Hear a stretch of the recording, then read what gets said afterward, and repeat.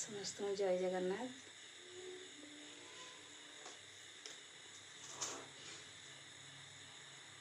जो गोटे घटना घटे से घटना पछरे उभय पक्ष ही दायी। जो टॉपिकटा मुझे कहबी ता विषय प्रतिटी मनुष्य जीवन रे समस्या अच्छी आ तार समस्यार समाधान भी हम किंतु कौन सी समस्यार समाधान मृत्यु नुहे, हत्या नुहे कि आत्महत्या नुहे।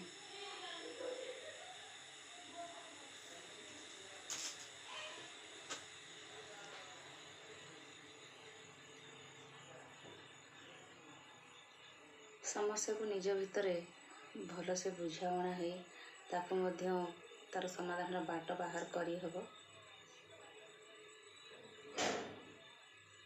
मनुष्य बुद्धिमान जीव, भगवान ताको विचार करिवार शक्ति देइछि, चिंताधारा देइछि, भल मंद विचार करिवार शक्ति ता पाखरे अछि। अधैर्य होई कि कौनसी भूल पदक्षेप नबा, निजर जीवन को हारी दबा, एटा गोटे भूल जिनस। जदि मुझे सांबादिका मधुमिता कथा कहबी ताले से ठीक किसी करना। जो आत्महत्या घटनाटा भी सामना को आसूची,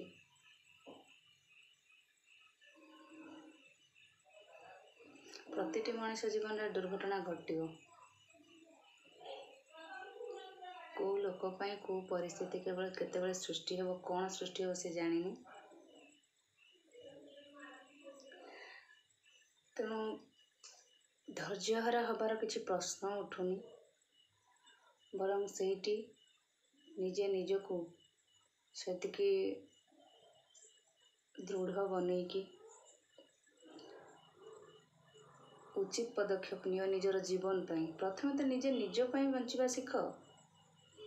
प्रथमे निजको निजे केमिति बंची पारिबो सेटा शिखिबा पड़िबो। कहा पाई जे मु बंची माने से न हेले मु बंची पारिबिनी, सेटा भूल जिनस। वर्तमान समाज रे निज पाई निजे बंचिबा शिखिले ताहले जीवनटा सहज हबो बंचिबा पाई।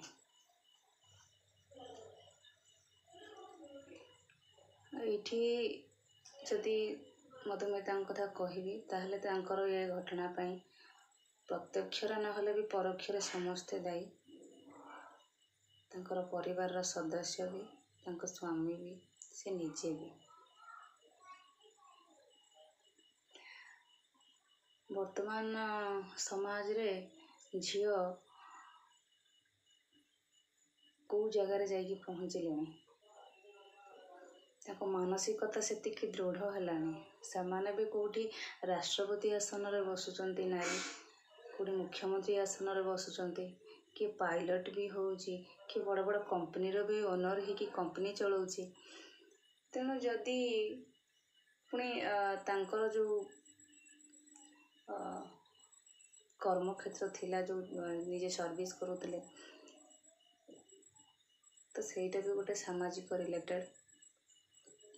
प्रथम तो से भाविबार भी थिला जो मते लोकों को बुझेबार अच्छी, मते बहुत सारा परिस्थिति हैंडल करिवार अच्छी, तले से निज को केमिति सेटी नष्ट करुथिले।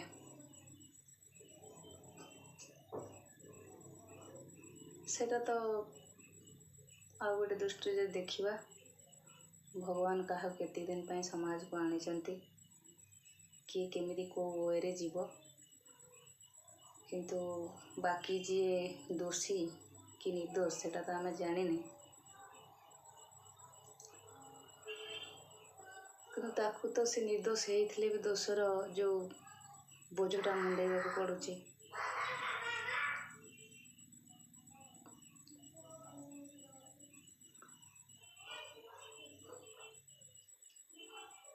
परिवार सदस्य मु एइथिपाई दायी कथा कहली, कहीं गोटे झील को भल भाव ता माँ बुझीपे। झीलटा आज कड़े जाइए केबे फेरिबो, इवन ଜାଣିପାରେନି ତାର ପାରିବାରିକ ଜୀବନ ଆଉ ସାଂସାରିକ ଜୀବନରେ କ'ଣ ଘଟୁଛି ନ ଘଟୁଛି, ସେ କେତେ ଖୁସି ଅଛି କେତେ ସୁଖୀ ଅଛି, କ'ଣ ତାର ଅସୁବିଧା ଅଛି। ତ ସେଇଟା ବି ମା ସେଥିପ୍ରତି ବହୁତ ଅବଗତ ଥାନ୍ତି। ଯେହେତୁ ମା ନାରୀ, ଝିଅ ବି ନାରୀ, ତେଣୁ ନାରୀଟି ଅନ୍ୟ ଜଣେ ନାରୀର ପ୍ରଥମେ ତ କହିବି ନାରୀ ହିସାବରେ ସେ ଭଲ ଭାବରେ ତାକୁ ବୁଝିପାରେ, ତାର ପ୍ରତିଟି ଆଚରଣ ଗତିବିଧିକୁ ସେ ଲକ୍ଷ୍ୟ କରିପାରେ ବାପା ମାନଙ୍କ ଠାରୁ। କାହିଁକି ନା ବେଶୀ ଅଙ୍ଗାଅଙ୍ଗୀ ଭାବେ ଜଡ଼ିତ ଥାନ୍ତି ଝିଅମାନେ ମା ସହିତ। ତ ଯଦି ପରିସ୍ଥିତି ଏତେ ଜଟିଳ ଥିଲା, ସମସ୍ୟା ଏତେ ଗମ୍ଭୀର ଆଡ଼କୁ ଗତି କରୁଥିଲା, ସେଇଠି ମାଙ୍କର ବି କର୍ତ୍ତବ୍ୟ ଥିଲା କି ନାହିଁ ପୁଣି ଥରେ ବୁଝାମଣା କରିକି ଆମେ ଯଦି ସେଇଠିକି ପଠେଇ ଦେଉଛୁ ଜ୍ୱାଇଁ ସହିତ ରହିବା ପାଇଁ, ପୁଣି କିଛି ଅସୁବିଧା ହେବନି ତ, କିଛି ଦୁର୍ଘଟଣା କିଛି ଅଘଟଣ ଘଟିବନି ତ। ଏଇଟା ଗୋଟେ ମା ମନରେ ସବୁବେଳେ ଥାଏ। ଏଇଠି ମୁଁ ଝିଅ ପୁଅ କଥା କହିବିନି, ଗୋଟେ ପୁଅ ପାଇଁ ବି ଥାଏ, ଗୋଟେ ଝିଅ ପାଇଁ ବି ମନରେ, ଯେହେତୁ ମା ପାଇଁ ପୁଅ ଝିଅ ସବୁ ସମାନ, ସମସ୍ତଙ୍କୁ ସମାନ କଷ୍ଟ ସହି ସେ ଜନ୍ମ ଦେଇଛି, ତେଣୁ ସିଏ ତାଙ୍କର ବି ଭାବିବାର ଥିଲା ଯେ ଏ ଜାଗା ଉପରେ ମୋ ଝିଅକୁ ମୁଁ ସେଇଠିକି ପୁଣି ରହିବା ପାଇଁ ଛାଡ଼ି ଦେଉଛି କି ନାହିଁ, ଯଦି ସେତିକି ପରିସ୍ଥିତି ଜଟିଳ ଅଛି ସେ ଆମ ସହିତ ଥାଉ, କିଛି ଦିନ ବିତିଗଲା ପରେ ହୁଏତ କିଛି ଗୋଟେ ରେଜଲ୍ଟ, କିଛି ଗୋଟେ ସମାଧାନ ତାର ବାହାରିବ, ଯାହାଫଳରେ ପୁଣି ମଧ୍ୟ ସେଇଠିକି ସେ ଯାଇ ହେବ। ଖାଲି ପୁଅକୁ ଦୋଷ ଦେଲେ ହେବନି, ପ୍ରତି ଜାଗାରେ ପୁରୁଷ ଦୋଷୀ ହେଇନଥାଏ, ଏଇଟା କହିବାଟା ବହୁତ ବଡ଼ ଭୁଲ କଥା। କେଉଁଠି ନା କେଉଁଠି ନାରୀ ବି ଦୋଷୀ ବୋଲି ପ୍ରମାଣିତ ହେଉଛି। ଯଦି ନାରୀକୁ ସମାନ ଅଧିକାର ଦିଆଗଲା, ନାରୀକୁ ଦିଆଗଲା, ପୁରୁଷକୁ ବି ଦିଆଗଲା, ପୁରୁଷ ବି ରାଷ୍ଟ୍ରପତି ଆସନରେ ବସିଲା, ନାରୀ ବି ରାଷ୍ଟ୍ରପତି ଆସନରେ ବସିଲା, ପୁରୁଷ ବି ପାଇଲଟ ହେଇପାରୁଛି, ନାରୀ ବି ପାଇଲଟ ହେଇପାରୁଛି, ତେଣୁ ପୁରୁଷ ସହିତ ସମାନ ଭାବରେ ନାରୀକୁ ଅଗ୍ରାଧିକାର ଦିଆଗଲା, ଯେଉଁଠିକି କିଛି ତୁଳନା କରାହେବନି। ଆମ ବର୍ତ୍ତମାନ ସମାଜ କଥା କହିବି, ଗତ ସମୟରେ ତ ଯଦି ପଛକୁ ଆମେ ଫେରିଯିବା, ସେତେବେଳେ ଆମର ବାପା ଅଜାଙ୍କ ସମୟରେ ନାରୀକୁ ଅବଶ୍ୟ ଏତିକି ପ୍ରାଧାନ୍ୟ ଦିଆଯାଉନଥିଲା। ସେ ଚାକିରି କ୍ଷେତ୍ରରେ ହଉ, ସ୍ୱାବଲମ୍ବୀ ନିଜେ ହେଇକି ନିଜର ପେଟ ପୋଷିବା କ୍ଷେତ୍ରରେ ହଉ, ବା ଯାହା ବି ହଉ, ବାହାରକୁ ବାହାରିବାର ଯେଉଁ ଅନୁମତିଟା ତାଙ୍କୁ ଏତେ ଦିଆଯାଉନଥିଲା। କାଲି ନାରୀ ହାତେ ଓଢ଼ଣା ତଳେ ବି ରହୁଥିଲା, କିନ୍ତୁ ସେ ବାଧା, ସେ ପ୍ରତିବନ୍ଧକ ଏବେ ନାହିଁ। ଅବଶ୍ୟ କିଛି କିଛି ଘରେ ଅଛି, କାହିଁକି କହିବା ଯେ ସବୁ ଜାଗାରେ ସଂସ୍କୃତି ଆଉ ପରମ୍ପରା ଡୁବି ଯାଇଛି ବୋଲି, ସେଇଟା କହିବା ଭୁଲ ହେବ। କାହିଁକିନା ସବୁବେଳେ ଆମର ଯେତେବେଳେ ଆମେ କିଛି ଗୋଟେ ମନ୍ତବ୍ୟ ଦେଉ, ନିଜର ମତାମତ ରଖୁ, ଦୁଇ ପଟରୁ ସବୁବେଳେ ଦେଖିବାକୁ ପଡ଼ିବ। କାହିଁକିନା ମୁଁ ଯଦି ଗୋଟେ ସାଇଡ଼ରୁ କହିବି, କାହିଁକିନା ମୁଁ ସେତିକି ସବୁ ପରିବାରର ସମସ୍ୟାଟାକୁ ମୁଁ ଦେଖିନି, ଘଟଣାଟାକୁ ମୁଁ ଦେଖିନି, କି କେଉଁ ପରିବାର କେମିତି, କିଏ ରକ୍ଷଣଶୀଳ ଅଛି, କିଏ କାହାକୁ କେତେ ସ୍ୱାବଲମ୍ବୀ ବନେଇଛି, କେତେ ଅଧିକାର ଦେଇଛି, ନାହିଁ କେଉଁ ପରିବାରରେ ଇଏ ନାରୀ ବାହାରକୁ ଯାଇପାରିବ, କିଛି କାମ କରିପାରିବ, ତ ସେ ଅନୁମତି ବି କେଉଁ ପରିବାରରେ ବି ମିଳୁଛି। ସେମାନେ ବି ଯଦି ଆଜି ବି ମୁଁ ସେଇ କଥା କହିବି, ତାହେଲେ ଏବେକା ସମାଜରେ ବହୁତ ଜାଗାରେ ବି ଝିଅ ଏମିତି ଯେଉଁମାନେ ଆଫ୍ଟର ମ୍ୟାରେଜ୍, ସେମାନେ ବୋହୂ ପରିକା ନୁହଁ, ଝିଅ ପରିକା ବି ଅଛନ୍ତି, ତାଙ୍କୁ ସେ ସ୍ୱାଧୀନତା ବି ଦିଆଯାଇଛି ଶାଶୁଘର ତରଫରୁ। ସବୁ ଜାଗାରେ ଖାଲି କହିଲେ ହେବନି ଯେ ଝିଅ ସବୁବେଳେ ନିର୍ଯାତିତା ହେଉଛି, ମାନେ ନିର୍ଯାତନା ପାଉଛି, ତ ସେଇଟା ଭୁଲ କଥା। ପୁରୁଷ ଆଉ ନାରୀ ଯଦି କହିବା, ତାହେଲେ ଦୋଷ ଦୁଇ ଜଣଙ୍କର ଅଛି। ଯଦି ଜଣଙ୍କ କଥା କହିବି ତ ଏଇଠି ପକ୍ଷପାତତା ହେବ। ତ ଆପଣ ଏମିତି ବି ଶୁଣିଥିବେ ଯେ ଖାଲି ଯେ ପୁରୁଷ ଦାୟୀ, ଯଦି ପୁରୁଷ ଦାୟୀ, ଜଣେ ଆମର ଯୋଡ଼ି ଆସୁଛନ୍ତି ୟୁଟ୍ୟୁବ୍ ଚ୍ୟାନେଲ୍, ତାଙ୍କର ବି ଅଛି, ଅବଶ୍ୟ ମୁଁ ନାଁଟା କହିପାରୁନି, ତାଙ୍କର ଯେଉଁ ୱାଇଫ୍ ଯିଏ ବହୁତ ବିଗତ ଦିନରୁ ଦେହ ତାଙ୍କର ଅସୁସ୍ଥ ଅଛି, ଆଉ ସେ ତାଙ୍କର ସେବା ବି କରି ଆସୁଛନ୍ତି। ଅବଶ୍ୟ ମୁଁ ଭୁଲି ଯାଇଛି, ମନେ ପଡ଼ୁନି, କିନ୍ତୁ ସବୁ ଜାଗାରେ କହିହେବନି। ଆଉ ଯଦି ବାକି କହିବା ନାରୀଙ୍କ କଥା, ପୁରୁଷ ବି କେଉଁଠି ନା କେଉଁଠି ତାଙ୍କର ଭୁଲ ଅଛି। ନିର୍ଯାତନା ସେମାନେ ଦେଉଛନ୍ତି ନାରୀମାନଙ୍କୁ,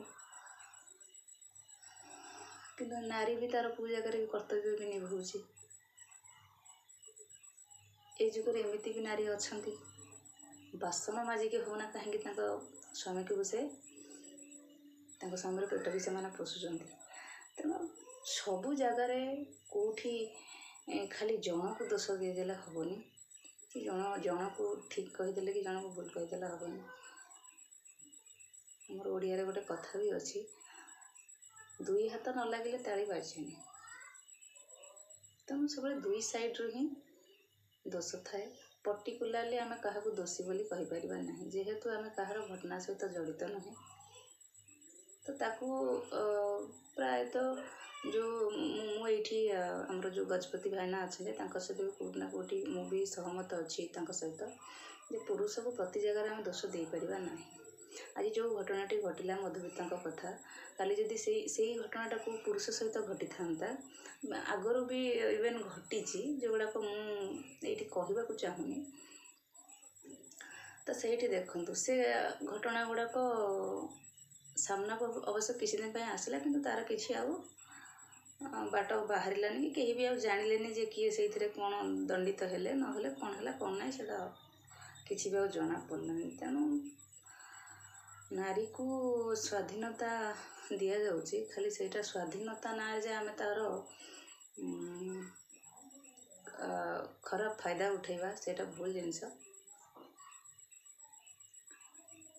ମୁଁ ଅନ୍ୟମାନଙ୍କ କଥା ଏଠି କହିବିନି, ମୁଁ ନିଜ କଥା କହିବି। ମୁଁ ଯେ ଖାଲି ଗୋଟେ ଭଲ ପୁରା 100%ରେ ଠିକ୍ ଥିବା ମଣିଷ ସେଇଟା ମୁଁ ବି କହୁନି। ମୁଁ ବି ମୋ ଜୀବନରେ ଭୁଲ ହେଇଛି, ମୁଁ ବି କେଉଁଠି ନା କେଉଁଠି ଦୋଷୀ ଅଛି। ତେଣୁ ସବୁବେଳେ ଯିଏ ଦୋଷ କରୁଛି ସେ ବି ଆଡ଼ମିଟ୍ କରିବା ଦରକାର। ଯେତେବେଳେ କ୍ୟାମେରା ସାମ୍ନାକୁ ଆମେ ଆସୁ, ତ ନିଜର ବେଶଟାକୁ ଆମେ ଦେଖୁ, ଯେ ମୁଁ ଜଣେ ବିବାହିତା ନାରୀ, ତ ମୋର ପ୍ରଥମେ ବେଶଟା କେମିତି ହେବା ଦରକାର, ଯେଉଁଟା ମୁଁ ବିବାହିତା, ମୁଁ ସଧବା, ତେଣୁ ମୋର ବେଶଟାକୁ ମୁଁ ନେଇକି ଆସିବି। ଏଇଠି ମୁଁ ଏ କଥା ଏଥିପାଇଁ କହୁଛି ଯେ ପ୍ରଥମେ ଗୋଟେ ଲୋକର ବାହ୍ୟ ପ୍ରଦର୍ଶନକୁ ସେ ଦେଖେ, ଯେ ପ୍ରକୃତରେ ଏ ଲୋକଟାର ମୋଟିଭ୍ କ'ଣ। ତେଣୁ ଆମେ ଯାହା ଆମର ହିନ୍ଦୁ ପରମ୍ପରାରେ ଅଛି, ତେଣୁ ସବୁବେଳେ ନିଜକୁ ଦେଖିକି ଅନ୍ୟମାନଙ୍କୁ ଇଙ୍ଗିତ କରିବା ସେଇଟା ଠିକ୍ ରହିବ। କିନ୍ତୁ ନିଜକୁ ଆମେ ଯଦି ଭାବି ନେବା କି ଆମେ ଠିକ୍ ଅଛୁ, ଅନ୍ୟର ଦୋଷ ଦେଖିବା, ସେଇଟା ତ ଭୁଲ ଜିନିଷ।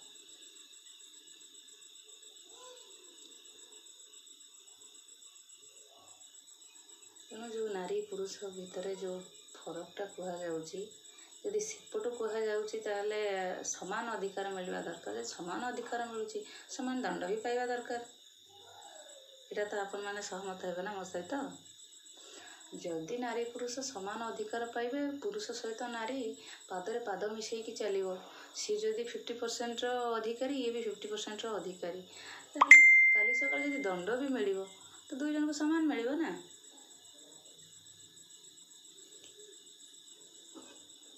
ଏଇଠି ଯେଉଁ ନାରୀମାନେ ବି ମୋତେ ଦେଖୁଥିବେ, ଯିଏ ଭଉଣୀମାନେ ଅଛନ୍ତି, ଯିଏ ବି ଦେଖୁଥିବେ, ହୁଏତ ମୋତେ ଭୁଲ ବୁଝିପାରନ୍ତି, କିନ୍ତୁ ମଧୁମିତାଙ୍କର ଯେଉଁ ମୃତ୍ୟୁ ଘଟଣା ହୁଏତ କିଛି ଦିନ ହେଇଗଲାଣି। ମୁଁ ୟାକୁ ନେଇକି କୌଣସି କଣ୍ଟେଣ୍ଟ ବନାଉନଥିଲି, କାରଣ ମୋତେ ସେମିତି ଟିକେ କଣ୍ଟ୍ରୋଭର୍ସି ହେଲେ ଭଲ ଲାଗେନି, କି କେଉଁ ଟାଇପ୍ର ଭାବନା ମୋ ପ୍ରତି ରଖିବ। ତଥାପି ଏଥିପାଇଁ ବନେଇଲି ଯେ ମୁଁ କିଛି ଦିନ ଶୁଣିଲି, ଆଉ ବହୁତ ସାରା କମେଣ୍ଟସ୍ ବି ମୁଁ ପଢ଼େ, ପବ୍ଲିକଲି ଯାହା ସବୁ ଆସେ ରିମାର୍କସ୍ ଗୁଡ଼ାକ, ତ ମୁଁ ପଢ଼େ, ତାପରେ ନିଜର ମତ ରଖେ। ମତ ତ ନିହାତି ସମସ୍ତେ ଦେବା ଦରକାର। ମୁଁ କହିବି ସମାଜଟା ସମସ୍ତଙ୍କ ପାଇଁ, ସମସ୍ତଙ୍କୁ ନେଇକି ସମାଜ ଗଢ଼ା ହେଇଛି। କେତେଜଣ ଲୋକ ମିଶିଗଲେ ଯେ ସମାଜ ଗଢ଼ା ହେଇଯିବ ସେଇଟା ତ ନୁହେଁ। ଏଇଠି ଅଗଣିତ ଲୋକ ଅଛନ୍ତି। ସମାଜରେ ସଂସ୍କାର ଅଛି, ପରମ୍ପରା ଅଛି, କିଛି ରୀତିନୀତି ଅଛି, ଯାହାକୁ ନେଇକି ଆମକୁ ଚଳିବାକୁ ପଡ଼ୁଛି। ତ ସେଇଟା ଯଦି ନିୟମ କାନୁନ ବି ଅଛି, ତାକୁ ବି ମାନିବାକୁ ପଡ଼ୁଛି। ନହେଲେ ତ କାଲି ସକାଳେ ଲୋକ କେହି କାହାକୁ ବି କାହାର ଜୀବନ ନେଇଯିବ, କାହା ସହିତ କିଛି ଅଘଟଣ ବି ଘଟାଇ ଦେବ। ତେଣୁ ସବୁ ଜିନିଷକୁ ନେଇକି ଆମକୁ ଚାଲିବାକୁ ପଡ଼ୁଛି। ତେଣୁ ଯେହେତୁ ଆମେ ସମାଜର ଜଣେ ଜଣେ ମଣିଷ, ତେଣୁ ଆମକୁ କାହା ପାଇଁ ବି ନିଜର ମତାମତ ରଖିବା ଆବଶ୍ୟକ ଅଛି। କିନ୍ତୁ ଯିଏ ବି କମେଣ୍ଟ ସେକ୍ସନରେ ଆସୁଛନ୍ତି ପର୍ଟିକୁଲାରଲି ଜଣକୁ ଦୋଷୀ କରିବା, କାହିଁକିନା ଯେହେତୁ ଜଣେ ପ୍ରମାଣିତ ହେଇନି ଦୋଷୀ ବୋଲି, ସେଇଟା ତ ପ୍ରଥମେ ତାକୁ ଦୋଷୀ କହିବା ହିଁ ଭୁଲ। ସେ ଦୋଷ କରିଛି କି ନ କରିଛି ସେଇଟା ତ ଭିତର କଥା, ସିଏ ହିଁ ଜାଣିଥିବ, ଭଗବାନ ଜାଣିଥିବେ।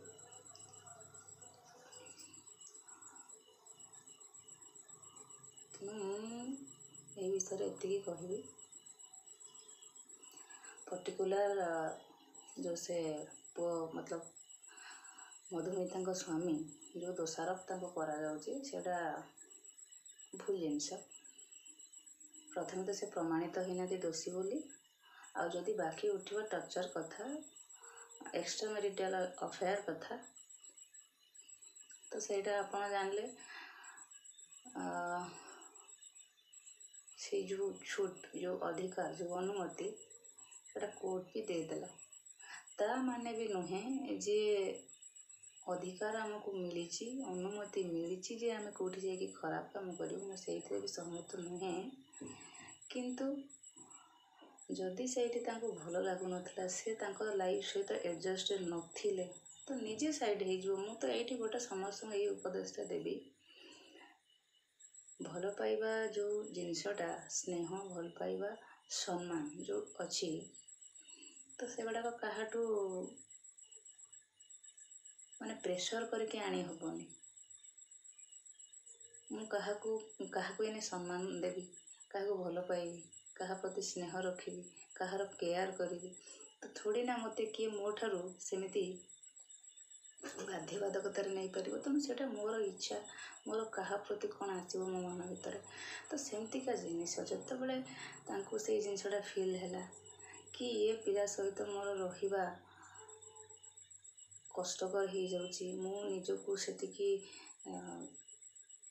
କଷ୍ଟ ଯନ୍ତ୍ରଣା ରହୁଛି, ମୋତେ ଅନୁଭବ ହେଉଛି, ତ କିଛି ନାହିଁ, ସେ ଜାଗାରୁ ନିଜେ ସାଇଡ୍ ହେଇଯିବା କଥା। ମୁଁ ସେଥିପାଇଁ କହିଲି ନା, ନିଜେ ପ୍ରଥମେ ନିଜ ପାଇଁ ବଞ୍ଚିବା ଶିଖ। ଆଉ ସେ ଦୁନିଆ ନାହିଁ ଯେମିତିକି, ହଁ ଯଦି ବି ସେଇଟାକୁ ଆମେ ଦେଖିବା, ସେତେବେଳେ ତ ପ୍ରାୟ ଯୌଥ ପରିବାର ରହୁଥିଲା, ଯେଉଁଠି ଜଏଣ୍ଟ ହେଇକି ସମସ୍ତେ ରହୁଥିଲେ। ଉପରେ ବଡ଼ମାନେ, ଗୁରୁଜନମାନେ ରହୁଥିଲେ, ଶାଶୁ, ଶ୍ୱଶୁର, ଦେଢ଼ଶୁର, ତ ସବୁ ଗୋଟେ ସମ୍ପୂର୍ଣ୍ଣ ପରିବାରଟେ ରହୁଥିଲା। ଗୋଟେ ନବବିବାହିତ ଯିଏ ବି ଆସୁଛନ୍ତି ସେମାନଙ୍କୁ ଗାଇଡ଼ କରିବା ପାଇଁ। ଯଦି ବି ଦୁଇ ଜଣଙ୍କ ଭିତରେ ମନମାଳିନ୍ୟ ହେଉଥିଲା, ଝଗଡ଼ାଝାଟି ହେଉଥିଲା, ତ ସେଇଟା ମାନେ ଚାପି ହେଇକି ବି ରହିଯାଉଥିଲା, ପୁଣି 2 ଦିନ ପରେ ସେଇଟା ଠିକ୍ ହେଇଯାଉଥିଲା। କାହିଁକିନା ସେମାନଙ୍କ ମନ ଭିତରେ ଡର ରହୁଥିଲା, ଆମର ଏଇ ଝଗଡ଼ାଟା ବିଷୟରେ କେହି ନ ଜାଣନ୍ତୁ, ପୁଣି ଆମ ଭିତରେ ସେଇଟା ସମାଧାନ ହେଇଯାଉ। ତ ଏବେ ସେଇ କଥା ଗୋଟେ ଯେ ଝିଅମାନେ ବହୁତ ଏବେ ଚାହୁଁଛନ୍ତି ଆମେ ସ୍ୱାମୀକୁ ନେଇ ବାହାରେ ରହିବୁ, ପରିବାର ସହିତ ସେମାନେ ଆଟାଚ୍ ରହୁନାହାନ୍ତି। ଇଭେନ୍ ଝିଅ ନୁହନ୍ତି, ଝିଅର ପରିବାର ଲୋକେ ବି ସେଇଆ ଚାହାନ୍ତି। କାହିଁକିନା ମୁଁ ଏଇଠି ଗୋଟେ ମାନେ ସତ କଥା କହିବି, ମୋର ସାଙ୍ଗର କଥା, ଯେତେବେଳେ ତାର ପ୍ରସ୍ତାବ ଆସିଲା, ତ ଯେତେବେଳେ ଦେଖିବାକୁ ଆସିଲେ ଝିଅର ଘରର ଲୋକମାନେ, ତ ସେମାନେ ସର୍ତ୍ତ ରଖିଲେ ଯେ ଯଦି ଜ୍ୱାଇଁ ଯଦି ଝିଅକୁ ନେଇ ବାହାରେ ରହିବ, ତାହେଲେ ଏଇଠି ଆମେ ବାହାଘର କରିବୁ। ତ ଏଇଠୁ ଆପଣମାନେ ଚିନ୍ତା କରନ୍ତୁ, କେଉଁଠି ନା କେଉଁଠି ଯଦି ଆଜି ଝିଅ ବି ଖରାପ ବାଟକୁ ଯାଉଛି, ଖରାପ ବାଟ ନହେଲେ ବି ନିଜକୁ ସେତିକି, ସେ ଗୋଟେ ପରିସ୍ଥିତି ହେଇଛି, ତାକୁ ସେ ସମସ୍ୟାଟାକୁ ସମାଧାନ କରିବାକୁ ପଡ଼ିବ, ସେ ପରିସ୍ଥିତିଟାକୁ ବାହାର କରିବାକୁ ପଡ଼ିବ। ତ କେଉଁଠି ନା କେଉଁଠି ପରିବାରର ବି କର୍ତ୍ତବ୍ୟ ଅଛି, ମାଆର ବି କର୍ତ୍ତବ୍ୟ ଅଛି। ତେଣୁ ଏଗୁଡ଼ା ସବୁ ନିଜ ନିଜ ଉପରେ ନିର୍ଭର କରେ, ପରିବାରଟା କ'ଣ ପାଇଁ ହେଇଛି। ତେଣୁ ପରିବାରର ୟୁଟିଲାଇଜ୍ ଯିଏ ନ କରେ, ସବୁବେଳେ ଏକା ରହିବା କଥା, ନିଜର ସ୍ୱାର୍ଥ ଦେଖିବା କଥା। ଆଜି ମୋ ପାଖରେ ବହୁତ ସାରା ପଇସା ଅଛି, ମୁଁ ପୁରା ରାଜା ରାଣୀର ଲାଇଫ୍ ବିତାଉଛି, ତ ଯେତେବେଳେ ସମସ୍ୟା ଆସୁଛି ସମସ୍ତେ କ'ଣ ପାଇଁ ଜାଣୁଛନ୍ତି, ଭଲ ଥିଲାବେଳେ ତ କେହି ଜାଣୁନାହାନ୍ତି। ତେଣୁ ସୁଖର ସମୟ ଗୁଡ଼ାକ ଚାରି କାନ୍ଥ ଭିତରେ ଥାଏ, ଯେତେବେଳେ ଦୁଃଖ ଆସେ ସେଇଟା ପଦାକୁ ଫୁଟିକି ବାହାରେ। ଦୁର୍ଘଟଣା ଘଟିବ, ତାପରେ ପବ୍ଲିକ୍ ଜାଣିବ, କେଉଁଠି ଭିଡ଼ିଓ ବନା ହେଇଥିବ ଭାଇରାଲ୍ ହେବ, ତାପରେ थाना कोर्ट कचेरी से सब आरंभ हो। तेणु आपणकर सुख समय जितेबाला आपण एंजॉयमेंट अच्छा से कहीं जानना जितेबाला खराब जिनसा आसूसी किसी खराब आड़ जिन गति कला से समस्ते जानते आपण घटना सहित आउ समस्त परेशान होती भी पब्लिक से किसी कमेंट्स आणुची किसी निजर मत रखुची खराब कहले ये भी लोक मैंने एमती कहले भल कहले भी किसी लोक भल कहले भी से दोषी खराब कहले भी दोषी। तेणु आउ गोटे कथा मुझे कहबी जो आमर यही मधुमिता कहतु कि हजबैंड श्रीधर जेना बोधे अवश्य मुझेटा मन रखिनी श्रीधर जेना बोधे तो जी भी से परिका सिचुएसन एवं भी जो मैंने अच्छा मु खास कर से गोटे एडवाइस करी जदि भी सेमती किसी सिचुएसन अच्छा निजक से संभाली नियंतु ये क्या कहीं बाध्य करना क्या सहित सेमती जोड़ी होकि रही झील मैंने भी निजे इनकम कर शिखिले निजे भी निजक पोषा सहित परिवार 5 जन को पोषी पार क्षमता भीतर रोचे समय थिला जिते झील को बाहा दौले बापा माँ कहीकि छाड़ुले आज भाव से तो परिवार प्रति सदस्य तोर तू रेस्पेक्ट करू सान मान को स्नेह दबू जमी कौटी कहार किसी अवहेला न हुए कि आम घर को कंप्लेन न आसे माने तो विरुद्ध कि एबे से समय ना चली जाइए ये तार उल्टा जो जगार कहबी सब कथा कहले तो मैंने यहाँ अलग आड़ को पड़े खाली ये जे मुझे सपोर्ट करुँची क्या सपोर्ट करूनी से नुहे मु जोटा समाज जहाँ घटी चली मुझे विषय कहूँ मत जी अनुभव अच्छी तो आप मैंने जनइबे निश्चय मुझे भूल कहली केते ठीक कहली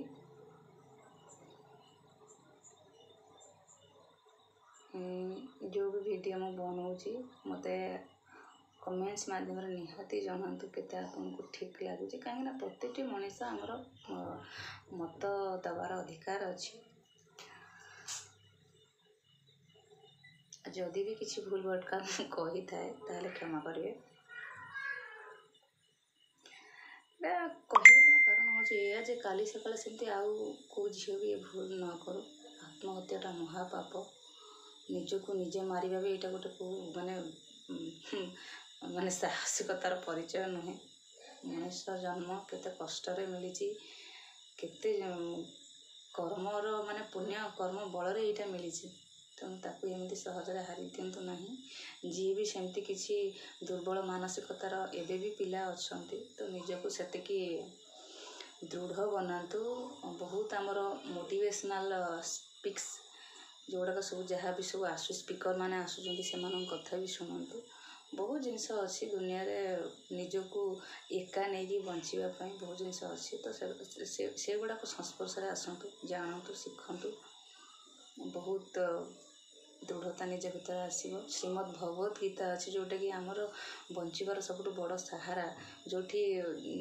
आमको सबकि मिल पार धैर्य साहस भल पाइबा अन्य प्रति सम्मान रखा लोभ आउ हिंसा राग एगुड़ा सब छाड़ीदबा तो बहुत बढ़िया बढ़िया जिनस सब से लिखाई अर्जुन भगवान निजे बुझे खास आम मान ही से बुझापी मनुष्य समाज ताको पढ़ू बुझू जानू शिखु ठीक अच्छी आपण मैंने निहाती जनइबे कमेंट माध्यम पुणी गोटे नेक्स्ट वीडियो आसबि सब जय जगन्नाथ निजर समस्त जत्न नियंतु भलरे।